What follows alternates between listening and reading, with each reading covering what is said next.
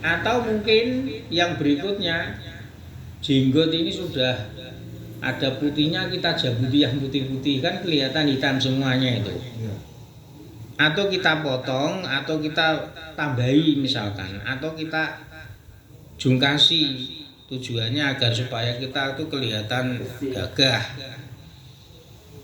Atau kita biarkan modal madul, tidak tertata sama sekali. Ya ini nanti hukumnya itu apa? Apa kalau kita itu ngingu jenggot, memelihara jenggot, tidak dipelihara, seakan-akan itu menunjukkan kita itu ahli zuhud, orang ahli ibadah, tidak senang dunia, itu namanya zuhud.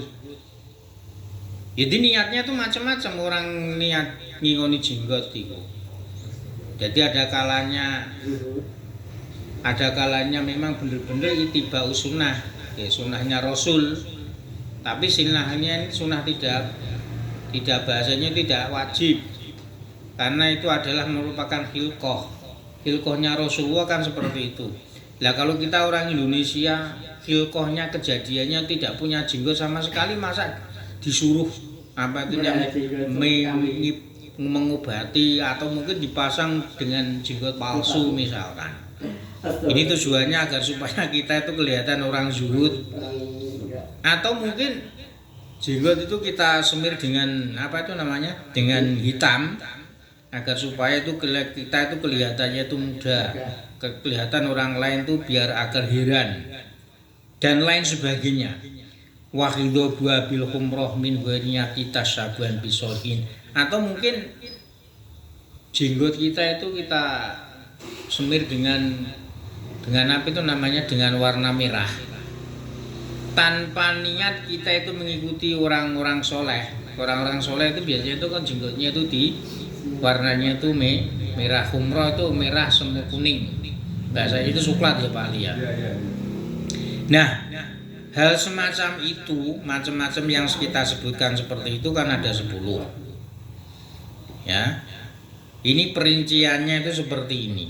Fa'ammal hidhobu bisawati faqad ruya fihi nahyun li'annahu qad yufdi ilal hururi wa talbisi. Kalau kita jenggot kita itu kita semir dengan hitam, mestinya awake dhewe iki wis banyak ubahnya Pak Ali. Kemudian kita semir hitam, maka sesuai hadis yang diriwayatkan itu hukumnya haram, nahyun, tidak boleh. Karena apa? Karena ketika kita itu menyemir rambut kita, terutama itu jenggot, kita semir dengan hitam, itu akan mendatangkan kebohongan. Jadi iki wis tuwa, rambut iki wis putih, disemir ireng biar mungkin ono rondo tertarik. Ini hukumnya haram. Ini kalau semir hitam. Wa ma tabyiduha bil kibriti faqad yakunu istijalan lidhari uluwi sini tawasulan ila tauqiri wa tarafu'an anis syababi wa idharun likasratil ilmi dhonan bi anna katsiratal ayyami tu'tihi fadlan wa hata fala yajidu kibaru sinil jahila illa jahlan.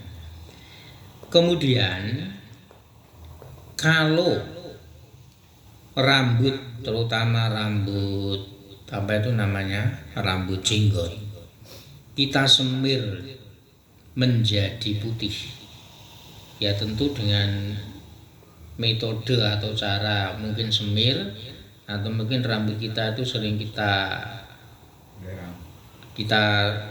rauti dengan belirang. Itu kadang-kadang kita semir putih itu tujuannya itu adalah untuk tergesa-gesa. Jadi seperti saya, rambut saya itu masih hitam, biar saya itu dihormati oleh orang lain, biar orang lain itu tunduk. Di sini taukir, orang lain itu biar tunduk, biar orang lain itu menghormati saya. Itu namanya kan tergesa-gesa rambut saya semir dengan putih. Ini nggak boleh. Kalau niatnya seperti itu nggak boleh. Wa tarfa'an syababi. Dan karena saya kelihatan tua, agar supaya anak-anak yang muda itu tunduk. Wa idharun likafrotil ilmi, dan tujuannya apa? Kalau jenggot rambut saya itu semir putih semuanya, itu menunjukkan bahwa ilmu saya itu banyak misalkan. Ya. Sehingga orang-orang lain itu sama istilahnya itu ajib, sama heran dengan ilmunya, dengan menghormatinya, maka hal semacam ini adalah sebuah tindakan yang bodoh. Fala yazidu kibaru sinil jahila illa jahlan. Jadi kalau hal semacam ini hukumnya adalah tindakan kebodohan. Karena apa? Fal ilmu samrotul aqli.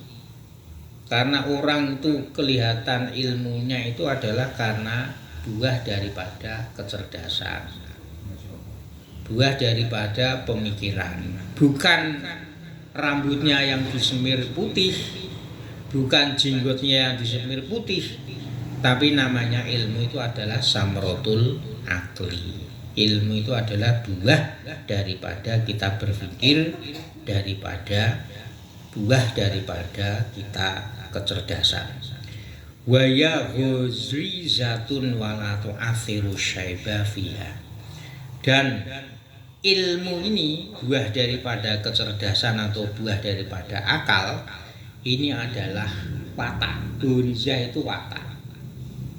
Watak seseorang di mana samrotul aqli atau ilmu itu tidak berdampak pada uban sama sekali. Dalam arti walaupun tuh rambutnya itu istilahnya tuh masih muda, rambutnya itu masih hitam, tapi kalau dia itu orangnya tuh punya kecerdasan, akalnya itu baik, ya itu tetap dia tidak berdampak sama sekali. Boh nombah tua tidak berdampak. Wa mangkanat horizatu alhamko fatul mudati yuakidu hamakotahu. Nah, kalau ada seorang memang wataknya, istilahnya itu wataknya itu karakternya itu adalah orang yang keras kepala. Hamku itu namanya keras kepala. Ya maka selamanya itu dia akan menguatkan keras kepalanya itu, kalau tidak didasari dengan samrotul akli, kalau tidak didasari dengan ilmu. Ya wong nyemir gaya-gayanan kan akeh ya iki ya. Ada. Rambutnya semir sing sebagian sini biru atau merah. Itu menunjukkan apa? Orang itu yang tidak menerima saran, tidak menerima kritik, ya sakarepe dhewe sing hamku itu keras kepala, sakarepe dhewe karena tidak didasari dengan ilmu.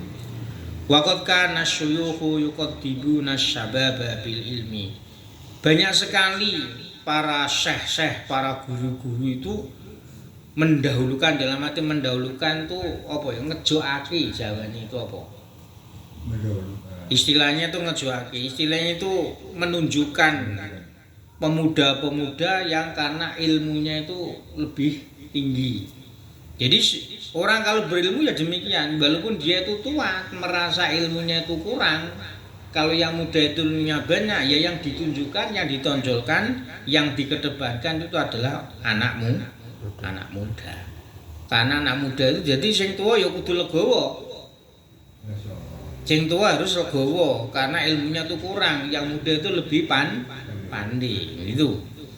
Wa kana Umarul, ini ada cerita, ada riwayat, wa kana Umar bin Khattab radhiyallahu anhu yuqaddimu Ibnu Abbas wa huwa hadisus sini ala akabiri sahabah wa yas'aluhu an dinihim. Jadi Sayyidina Umar itu pernah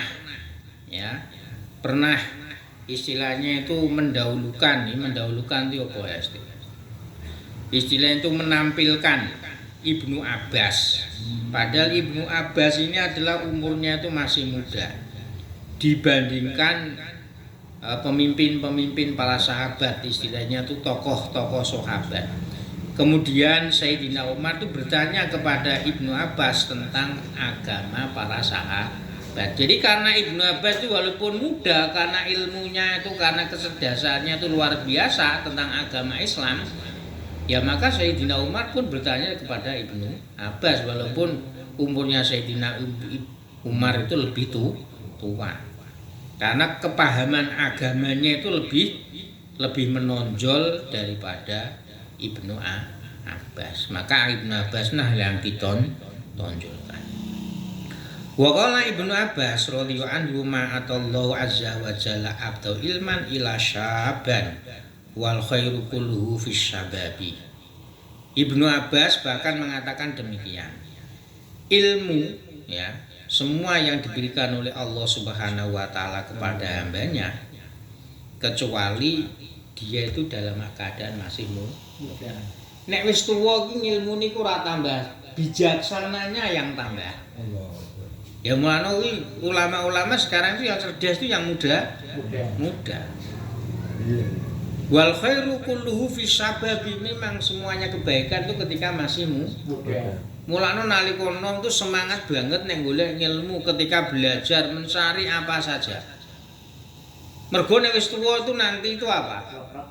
Ya ora, berpikirannya itu lemah, tapi biasanya nek wis tuwa itu lebih bijaksananya. Ya wong nom iki nalika mencari ilmu ya semangat bisa gerusah-gerusu, kadang ada salahnya karena masih muda. Tapi enggak apa-apa.